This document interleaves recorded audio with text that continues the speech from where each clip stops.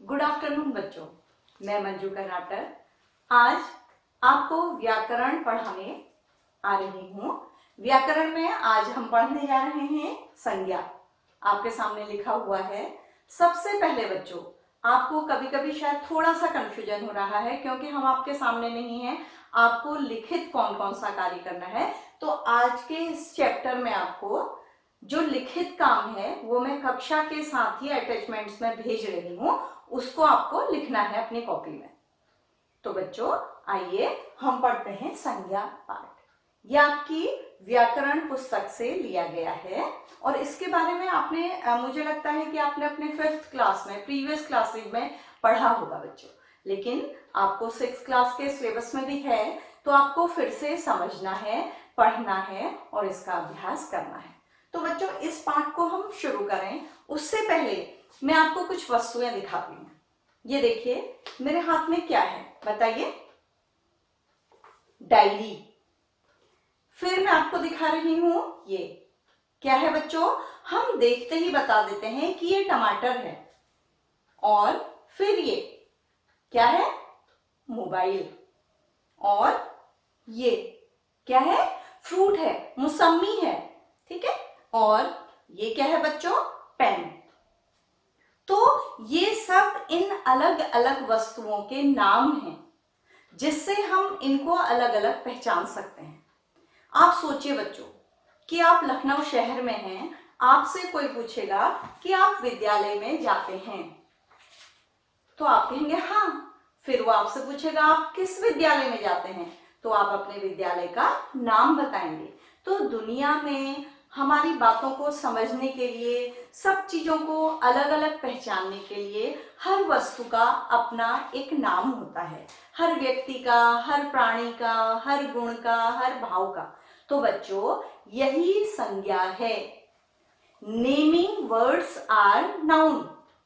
जो भी नाम है दुनिया में, किसी भी वस्तु, प्राणी, जाति, भाव का, वो सब संज्ञा है। तो हम सबसे पहले आते हैं संज्ञा की परिभाषा में, जो आपको अपनी कॉपी में लिखना भी है। तो बच्चों संज्ञा की परिभाषा, तो परिभाषा में आएगा किसी भी व्यक्ति, वस्तु, प्राणी, स्थान, जाति तथा भाव के नाम को क्या कहते हैं बच्चों, संज्ञा कहते हैं। तो ये आपको याद करना पड़ेगा। आप खाली ये नहीं लिख के आएंगे कि किसी नाम को संज्ञा कहते हैं, है ये सही, लेकिन आपको जब लिखना होता है परीक्षा में या याद करना होता है, तो इस तरह से अच्छी तरह से उसको सिस्टमैटिक वे में याद करना होता है। ठीक है बच्चों, तो मैं मेरे साथ रिवाइज करिएगा इसकी परिभाषा, रिपीट करिएगा। किसी भी व्यक्ति, वस्तु, प्राणी, स्थान, जाति तथा भाव के नाम को संज्ञा कहते हैं। ये संज्ञा की पूरी परिभाषा है बच्चों। तो इसमें देखिए, जैसे किसी व्यक्ति का नाम क्या आ सकता है बच्चों, रमेश, या मेरी कक्षा के किसी बच्चे का कोई भी नाम जैसे वागीशा, ये भी किस में आएगा, व्यक्ति में, वागीशा, ठीक है, ये आ गया। फिर वस्तु का नाम, वस्तु मतलब कोई भी चीज, कोई भी वस्तु, जैसे नदी, पर्वत, पहाड़, ये वस्तुएं हो गई, ठीक है। नदी, पर्वत, वस्तु, गेहूं, ठीक है। अब हम आए प्राणी।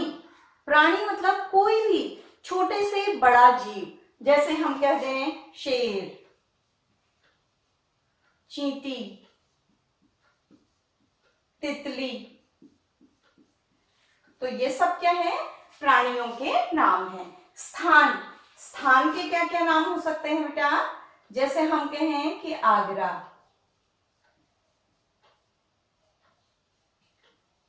हिमालय, नहीं बच्चों ये तो वस्तु का नाम है। आगरा, दिल्ली, ये लिखा नहीं जा रहा है ठीक से, लखनऊ, ठीक है, उत्तर प्रदेश, ये किसका नाम हो गया है? स्थान का। अब जाति, जाति कहते हैं किसी क्लास को या समूह को। तो जैसे हम कहें कक्षा, सैनिक, तो ये कहने से, किसी कक्षा कहने से किसी एक व्यक्ति या प्राणी का बोध नहीं होता है, पूरा समूह आता है, ठीक है। और सैनिक कहने से भी एक पूरे समूह का हमें भान होता है, पता लगता है। उसके पश्चात आता है भाव।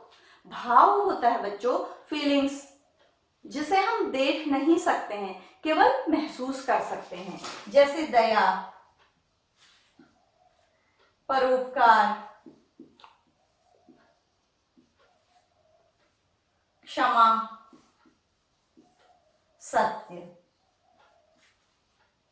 ठीक है। तो आपको शायद एक शब्द दिखाई नहीं दे रहा होगा नीचे का, यह है सत्य। दया, परोपकार, क्षमा, सत्य, तो ये भाव हैं। तो ये बच्चों ये सब हमारे किस में आते हैं? संज्ञा में आते हैं। मतलब हमने अपनी भाषा को समझने के लिए या दूसरों को समझाने के लिए संसार की हर व्यक्ति वस्तु को एक एक नाम दे दिया है। अगर आप सोचिए हमारी क्लास में, मेरी क्लास में 45 बच्चे हैं, अगर उनका नाम नहीं होता तो कितना हौच पौच हो जाता, कितनी गड़बड़ हो जाती। तो इसलिए संज्ञा जरूरी है। और आप कल्पना करिए कि आप विद्यालय में आते हैं, किसी भी कक्षा का कोई नाम नहीं है, तो आप किस कक्षा में प्रवेश करेंगे? तो इसके लिए आपको पता होगा कि आपको इस कक्षा में जाना है, उसका एक नाम होगा, तो उसी के अनुसार आप कक्षा में प्रवेश करेंगे। तो संज्ञा आपको समझ में आ गई है। अब हम संज्ञा के भेदों पर विचार करेंगे। तो बच्चों संज्ञा को आपने देखा होगा कि अलग अलग तरह के शब्दों के आधार पर संज्ञा के हिंदी में 3 भेद होते हैं। मैं हिंदी में क्यों कह रही हूं ये मैं बताऊंगी आपको। संज्ञा के भेद, तो संज्ञा हमने पढ़ा, संज्ञा के भेदों को आप पता कैसे लिखेंगे? थोड़ा सजा के लिखिएगा। जैसे लिख दीजिएगा कि ये संज्ञा है, मान लीजिए ये संज्ञा है, ठीक है, ये संज्ञा है, ऐसे लिखेंगे तो आपको आ जाएगा। अब ये एक बैलून है, ये दूसरा बैलून है, ये तीसरा, ये इसके भेद इस तरह से लिखेंगे तो आपको याद भी रहेगा, ठीक है। ये संज्ञा है। संज्ञा के 3 भेद हैं बेटो। व्यक्तिवाचक संज्ञा, व्यक्तिवाचक, दूसरा है जातिवाचक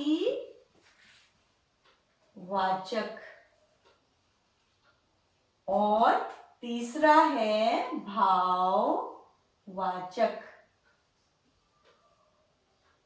तो संज्ञा सभी को कहा जाता है और बाद में संज्ञा के क्या कर दिए जाते हैं? 3 भेद। आप इनको अच्छी तरह से ड्रॉ करके बनाइएगा, मेरी ड्राइंग बहुत खराब है बच्चों। तो ये संज्ञा के 3 भेद हो गए, पहला, दूसरा और तीसरा। लेकिन बच्चों यहां पर ध्यान रखने की बात है कि आपको कंफ्यूजन होगा, अंग्रेजी में 2 और भेद होते हैं। वो होते हैं, पहला होता है द्रव्यवाचक और बच्चों दूसरा एक और होता है समूहवाचक।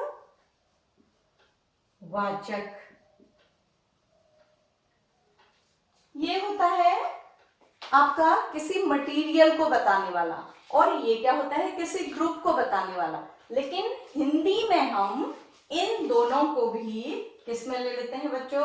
अपने जातिवाचक संज्ञा में समेट लेते हैं। तो हिंदी में संज्ञा के कितने भेद होते हैं? रिपीट करिए, व्यक्तिवाचक, जातिवाचक और भाववाचक। तो आपको समझ में आ गया अंग्रेजी में कितने भेद होते हैं, 2 और होते हैं, पर हिंदी में इन दोनों को भी किस में लिया जाता है, जातिवाचक संज्ञा में लिया जाता है।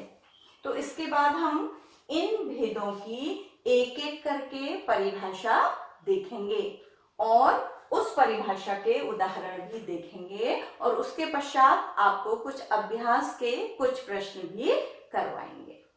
ठीक है बच्चों।